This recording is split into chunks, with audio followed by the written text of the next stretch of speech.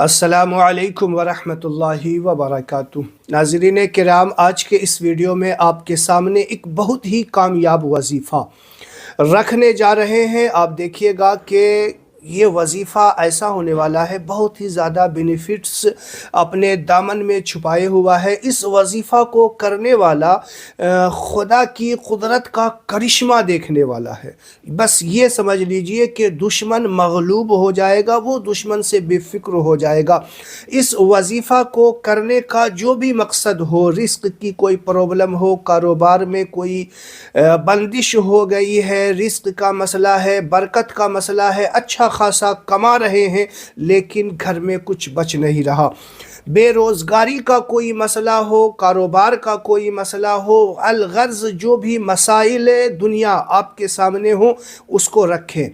انشاءاللہ آپ دیکھیے گا کہ یہ وظیفہ ایسا ہونے والا ہے کہ آپ جب اس کے تعلق سے سنیں گے تو آپ خود یقین کرنے پر مجبور ہو جائیں گے کہ اتنا کامیاب وظیفہ اور اتنا بہترین شاندار وظیفہ ہم سے رہ کیسے گیا ہے۔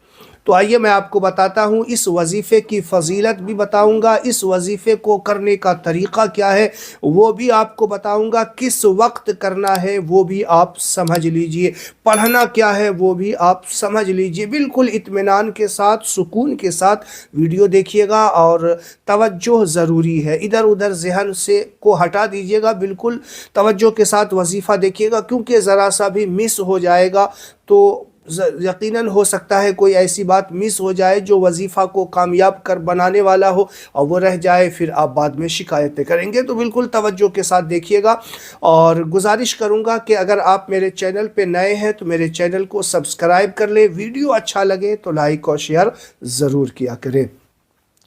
ناظرین کرام، تہجد میں آپ کو بیدار ہونا ہے، زیادہ لمبا چوڑا کوئی وظیفہ بتانے والا نہیں، گھنٹہ دو گھنٹہ نہیں لگنے والا ہے، مختصر وظیفہ ہے اور اس کے بینیفٹس اتنے ہیں کہ بہت سارے لوگ یہ شکایتیں کرتے ہیں کہ جب 2 جگہ سے 3 جگہ سے گھر میں آمدنی آ رہی ہے لیکن اللہ جانے ادھر سے پیسہ آتا ہے ادھر چلا جاتا ہے، یعنی برکت گھر سے اٹھ سی گئی ہو، روٹ سی گئی ہو، اس طریقے کا مسئلہ ہے۔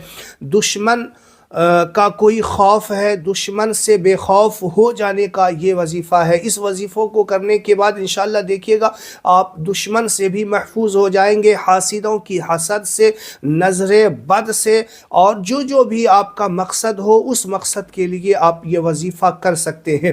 تو تہجد میں آپ کو بیدار ہونا ہوگا، یہ سب سے بڑی بات ہے، اور تہجد کی نماز نفل ہے یہ بھی یاد رکھیے گا، اور فرض نماز جو 5 وقت کی ہم پر عائد ہے پہلے اس کو ادا کریں، اور فرض کو چھوڑ کر کے نوافل کی طرف جائیں گے تو یہ نوافل جو ہے کیسے قابل قبول ہوگی جبکہ فرض ہم ادا نہیں کر رہے ہیں۔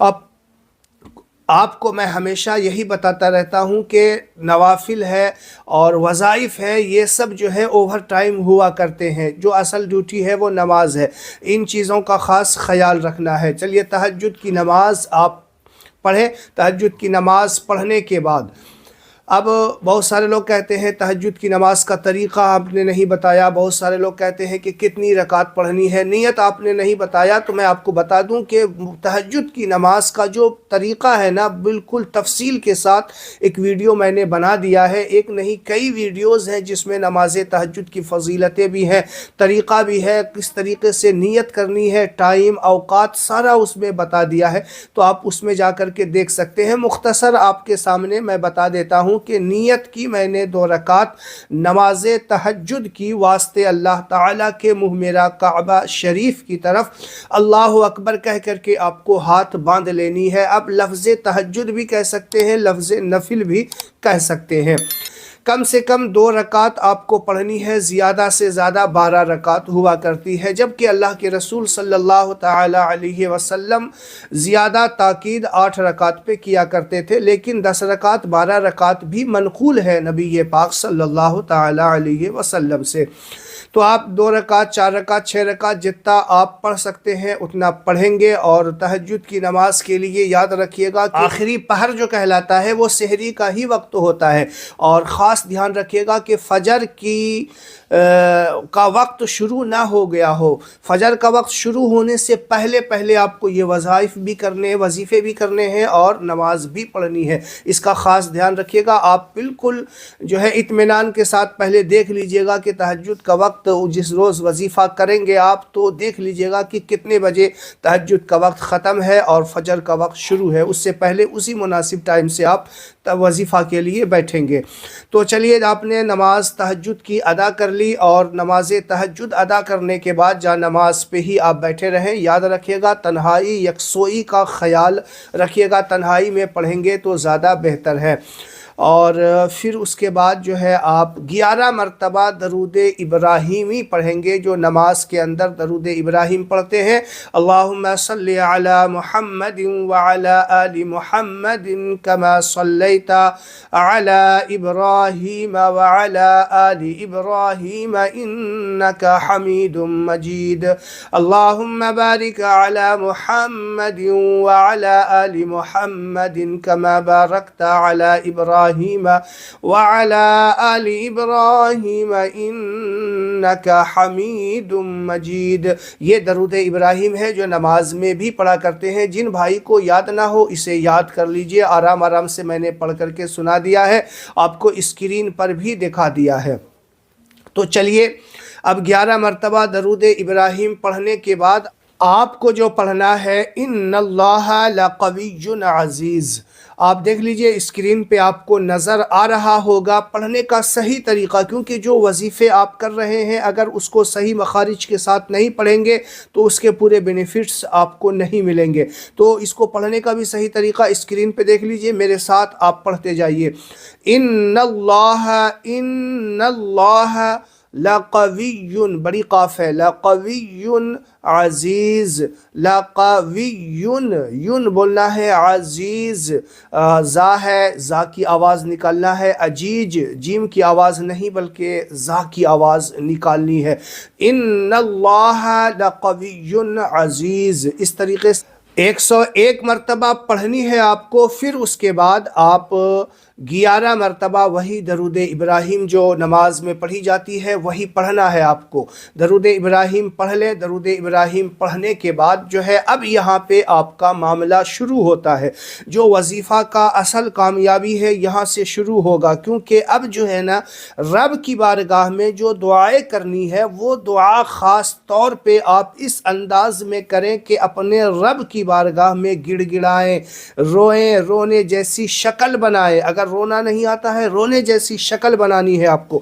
خاص دھیان رکھیے گا کہ دعا کرتے وقت اللہ تعالیٰ سے پر امید ہو کر کے دعا کیجیے گا کہ آج میں اپنے رب سے یہ چیز مانگ کر کے ہی اٹھوں گا، اور اس قدر زار و قطار رو رو کر رب کی بارگاہ میں دعا کیجیے، آنسو بہائیے۔ جو بھی مقصد ہے یاد رکھیے گا کہ مقصد جائز ہونا چاہیے آپ کا، ناجائز کے لیے کریں گے الٹا آپ کو نقصان ہو سکتا ہے۔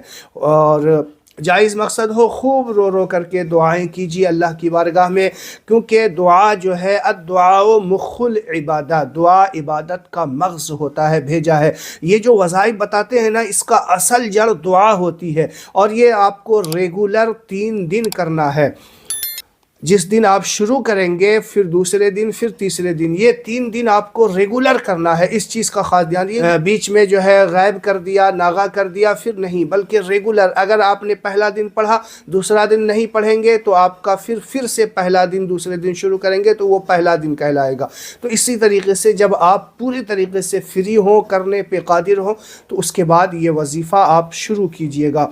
تو چلیے میں آپ کو یہ بتا دوں اس وظیفے کے شرائط میں سے کیا ہے۔ 2 شرائط ہیں، میں نے پہلے ایک شرط بتا دیا ہے کہ نماز پنجگانہ آپ ادا کرتے ہوں۔